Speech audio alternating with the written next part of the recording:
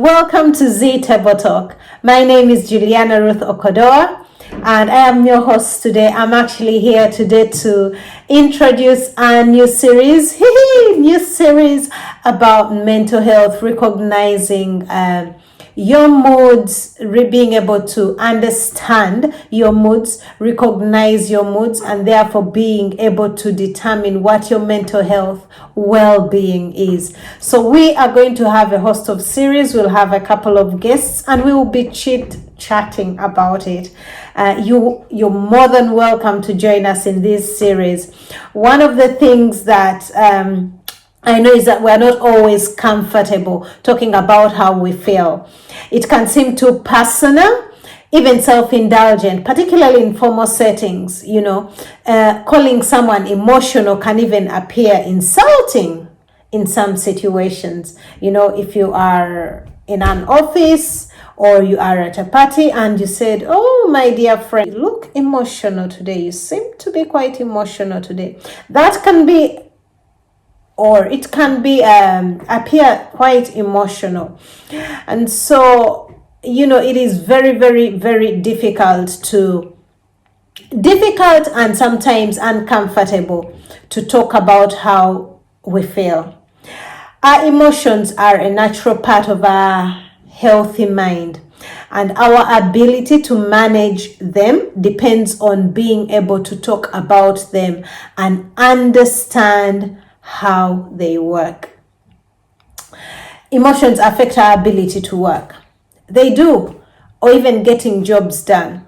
And so how, we think of emotions, whether it's positive or negative moods, that will affect how we work. If you're full of energy, enthusiasm, positive attitudes gives you positive results. And negative moods and negative mindsets, "Oh, I don't think I'll pass that exam," more than likely you will not. And that's what emotions do. So in our series, we are going to learn and have practical sessions, practical work for us to go out and work on. How do you know your feelings? We can classify our feelings in 4 different areas. Are you fearful? Are you angry? Are you sad? Or are you happy, cheerful, joyful? Those are the kind of 4 areas we can classify. The easiest and simplest way of saying, "Oh, I'm angry today. I'm very happy today. I'm so sad today." One of the things we might end up doing is confusing emotions and moods.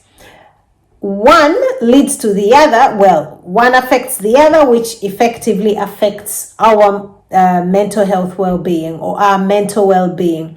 So moods provide information about our internal state of mind or state of affairs. So moods last long. They can last a year, a month, a week, because they are giving you information about your internal state of mind.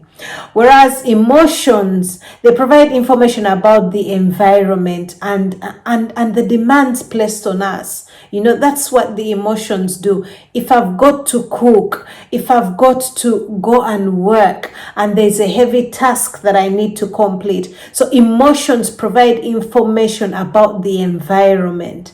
If it is a pressure zone, emotions will show that I am in a pressure zone. I am in a state of examination, I'm in an examination period.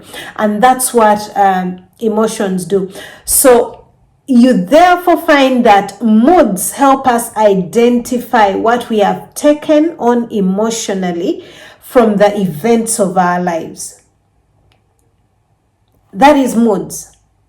And so managing our moods can help us manage the impact of our emotional reactions and what they have or what effects they have on our mental well-being. And that's why I said that emotions and moods are very different. One affects the other, and that determines our mental health well-being.